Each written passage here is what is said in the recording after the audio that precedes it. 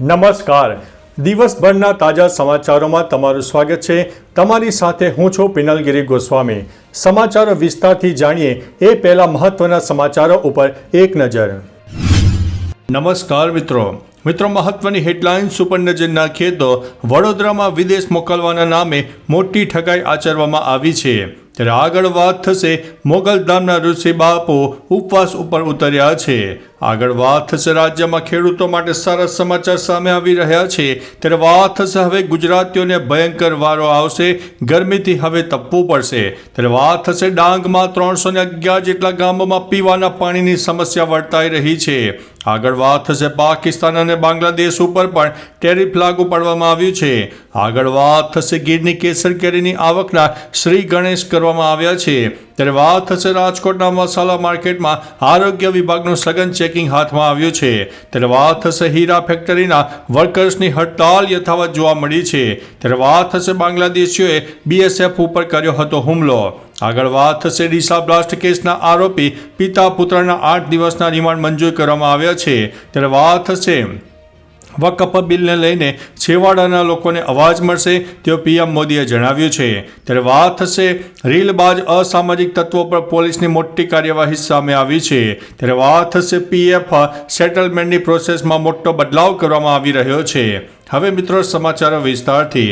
કર્મચારી ભવિષ્ય નિધિ સંગઠને પીએફ એકાઉન્ટની ક્લેમ સેટલમેન્ટ પ્રક્રિયામાં મોટા ફેરફાર કર્યા છે. કર્મચારીઓને હવે પૈસા ઉપાડતી વખતે તેમના નામ વેરીફાઈ કરાવવા માટે કેન્સલ ચેક અથવા તો બેંક પાસપોર્ટનો ફોટો અપલોડ કરવાની જરૂર નહીં રહે. ઉપરાંત પીએફ એકાઉન્ટ ખોલતી વખતે યુએએનમાં બેંક સીડિંગ પ્રક્રિયામાં એમ્પ્લોયરને મંજૂરી પણ દૂર કરાઈ છે. ઈપીએફઓ સભ્યો હવે આધાર, ઓટીપી દ્વારા બેંક એકાઉન્ટ નંબર અને આઈએફએસસી કોડ ચકાસી શકશે. મિત્રો, અન્ય મહત્વના સમાચારની વાત કરીએ તો રીલબાજ અસામાજિક તત્વો પર પોલીસની કાર્યવાહી. સોશિયલ મીડિયામાં અસામાજિક તત્વો દ્વારા રીલ બનાવીને અપલોડ કરીને લોકોમાં દહેશત ઊભી કરાતી હોય છે. આવા અસામાજિક તત્વો સામે સુરત પોલીસ દ્વારા કડક કાર્યવાહી કરીને સુરત ક્રાઇમ બ્રાન્ચ દ્વારા છેલ્લા કેટલાક સમયથી આવા અસામાજિક તત્વોમાં સોશિયલ મીડિયા એકાઉન્ટ ઉપર નજર રખાઈ રહી છે.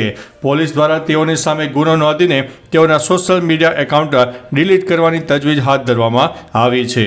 મિત્રો, અન્ય મહત્વના સમાચારની વાત કરીએ તો વકફ બિલમાં છેવાડાના લોકોને અવાજ મળશે તેવું પીએમ મોદીએ જણાવ્યું છે. વકફ બિલ પસાર થવા પર પીએમ મોદીએ કહ્યું છે કે સામાજિક, આર્થિક ન્યાય, પારદર્શિતા અને સમાવિષ્ટ વિકાસ માટે વકફ બિલ પસાર થવું મહત્વપૂર્ણ છે. આનાથી લાંબા સમયની હાંસિયામાં ધકેલાઈ ગયેલા લોકોને અવાજ અને તકો મળશે. દાયકાઓથી વકફ પ્રણાલીમાં પારદર્શિતા અને જવાબદારીનો અભાવ હતો, જેથી ખાસ કરીને મુસ્લિમ મહિલાઓ, ગરીબ મુસ્લિમો અને પસમંદા મુસ્લિમોના હિતોને નુકસાન થયું હતું. મિત્રો, અન્ય મહત્વના સમાચારની વાત કરીએ તો ડીસા બ્લાસ્ટ કેસના આરોપી પિતા પુત્રના 8 દિવસના રિમાન્ડ મંજૂર. બનાસકાંઠાના ડીસામાં સર્જાયેલા અગ્નિકાંડમાં 21 લોકોના મોત થયા. ત્યારે આ અગ્નિકાંડના આરોપી પિતા પુત્રની પોલીસે ધરપકડ કરી છે. પોલીસે આરોપીઓને કોર્ટમાં રજૂ કર્યા હતા. તપાસ અધિકારીએ કોર્ટમાં સતત 3 કલાક સુધી દલીલ કરી અને તપાસ અર્થે કોર્ટમાં આરોપીઓના 10 દિવસના રિમાન્ડની માગ કરી, પણ કોર્ટે 8 દિવસના રિમાન્ડ મંજૂર કર્યા છે.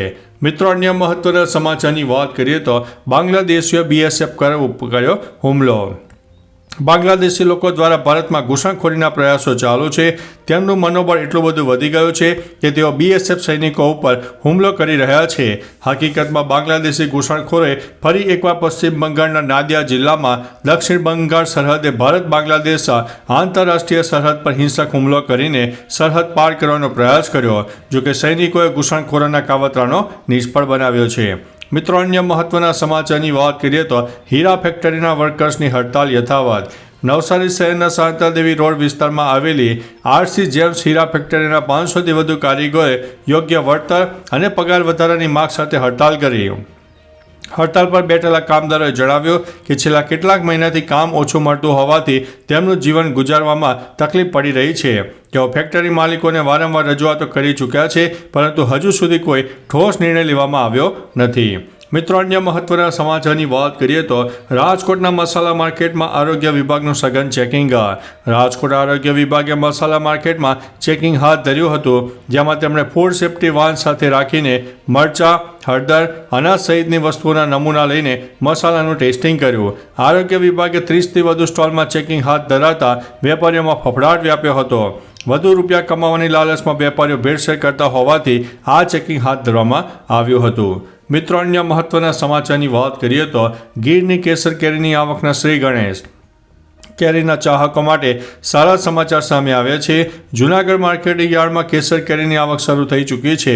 ઉનાળાની શરૂઆત થતાની સાથે જ લોકો કેરીની આતુરતાપૂર્વક રાહ જોતા હોય છે, ત્યારે જૂનાગઢ માર્કેટિંગ યાર્ડમાં ગીરની કેસર કેરીની આવકના શ્રી ગણેશ થતાં જ સિઝનમાં 200થી 300 બોક્સની આવક નોંધાઈ છે, જેમાં કેરીના 10 કિલોના બોક્સના હરાજીના ભાવ 1000થી લઈને 1500 રૂપિયાનો ભાવ મળ્યો હતો. મિત્રો, અન્ય મહત્વના સમાચારની વાત કરીએ તો પાકિસ્તાન અને બાંગ્લાદેશ ઉપર ટેરિફ લાગુ. અમેરિકાએ ભારતના 2 પાડોશી દેશો પર ભારત કરતાં વધુ ટેરિફ લાદ્યા છે. અમેરિકાના રાષ્ટ્રપતિ ટ્રમ્પે ચીન પર 34%, પાકિસ્તાન ઉપર 30% ટેરિફ લાદ્યો છે. બાંગ્લાદેશ ઉપર 37% ટેરિફ લાદવામાં આવ્યો છે. ભૂકંપને કારણે ભયંકર દુર્ઘટનાઓનો સામનો કરી રહેલા મ્યાનમાર પર ટ્રમ્પે 4%નો બદલો લેવો જરૂરી છે. મિત્રો, અન્ય મહત્વના સમાચારની વાત કરીએ તો ડાંગમાં 311 જેટલા ગામોમાં પીવાના પાણીની સમસ્યા. વિકસિત ગુજરાતની વધતી વાસ્તવિકતા સામે આવી છે. ડાંગમાં લોકો હાલ પીવાના પાણીને લઈને વલખા મારી રહ્યા છે. ઉનાળાની શરૂઆતમાં જ જિલ્લાના 311 ગામોના પીવાના પાણીની તંગી સર્જાઈ હતી. આ મુદ્દે જિલ્લા મથક આહવા ખાતે મહિલાઓએ માટલા સાથે રેલીનું આયોજન કર્યું. દર ઉનાળે લોકોને પાણી માટે વલખા મારવા પડે છે. મહિલાઓએ નલના નામે ન રહ્યો હવે જલ જેવા સૂત્રોચ્ચાર પણ કર્યા હતા. મિત્રો, અન્ય મહત્વના સમાચારની વાત કરીએ તો હવે ગુજરાતીઓનો ભયંકર વારો આવશે. ગુજરાતીઓને હવે બરાબર તપવાનો વારો આવી શકે છે, કેમ કે હાલમાં તો રાજ્યમાં અનેક શહેરમાં તાપમાન 40 ડિગ્રીને પાર થઈ ગયું છે. આ વચ્ચે હવામાન વિભાગે પણ ટેન્શન વધાર્યું છે. વિભાગે આગામી 6 દિવસ સુધી આકરી ગરમીની આગાહી કરી છે. સાથે દક્ષિણ અને ઉત્તર ગુજરાતમાં કમોસમી વરસાદની આગાહી કરી છે તેવું અનુમાન છે. આમ ગુજરાતીઓ ગરમીની સાથે વરસાદથી પણ હેરાન થશે. મિત્રો, અન્ય મહત્વના સમાચારની વાત કરીએ તો રાજ્યના ખેડૂતો માટે સારા સમાચાર. રાજ્યના ખેડૂતો માટે સારા સમાચાર સામે આવ્યા છે. રાજ્ય સરકાર મકાઈ, બાજરી, જુવાર અને રાગીની MSP પર ખરીદી કરશે. રવિ માર્કેટિંગ સિઝન દરમિયાન રાજ્ય સરકાર લઘુત્તમ ટેકાના ભાવે અનાજની ખરીદી કરશે. આ ખરીદી ગુજરાત રાજ્ય નાગરિક પુરવઠા નિગમ લિમિટેડ મારફતે કરવામાં આવશે. આ માટે ખેડૂતોએ 30 એપ્રિલ સુધી ઓનલાઈન રજીસ્ટ્રેશન કરાવવાનું રહેશે. સરકારે વિવિધ પાકો માટે લઘુત્તમ ટેકાના ભાવ નક્કી કર્યા છે. મિત્રો, અન્ય મહત્વના સમાચારની વાત કરીએ તો મોગલધામના ઋષિ બાપુ ઉપવાસ ઉપર જોવા મળ્યા છે. દ્વારકાધીશ શ્રી કૃષ્ણ પર કરેલી સ્વામી નીલકંઠ ચરણદાસજીની ટિપ્પણીને લઈને હવે કબરાવ મોગલધામના ઋષિ બાપુ ઉપવાસ ઉપર ઉતર્યા છે. ઋષિ બાપુએ ઉગ્ર રોષ વ્યક્ત કર્યો છે. તેમણે કહ્યું હતું કે કૃષ્ણનું અપમાન કર્યું છે એટલે ધર્મયુદ્ધ ઉપાડ્યું છે. સનાતન વિરુદ્ધ લખાયેલા પુસ્તકોનો નાશ કરવામાં આવે એવી માંગ છે. ઉપવાસ આંદોલનનો બીજો દિવસ હતો. આગામી દિવસોમાં તડકામાં બેસીને ઋષિ બાપુ ઉપવાસ આંદોલન કરશે. મિત્રો, અન્ય મહત્વના સમાચારની વાત કરીએ તો વિદેશ મોકલવાના નામે ઠગાઈ. વડોદરા શહેરમાંથી વિદેશ મોકલવાના નામે ઠગાઈ કરતો આરોપી ઝડપાયો છે. આરોપીએ માતા પુત્ર પાસેથી લંડનના વર્ક વિઝાના નામે 15.19 લાખ પડાવ્યા હતા.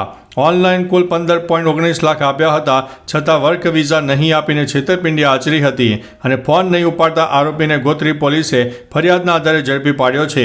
વિશાલ પટેલે હેતલબેનને લંડનના વર્ક વિઝા માટે સૌપ્રથમ 26 લાખની માગણી કરી હતી, પરંતુ 22 લાખમાં નક્કી કર્યું હતું. તો ચાલો મિત્રો, ફરીથી દેશ અને દુનિયાના સુપરફાસ્ટ સમાચાર લઈને મળતા રહીશો. ત્યાં સુધી અમને રજા આપશો. નમસ્તે.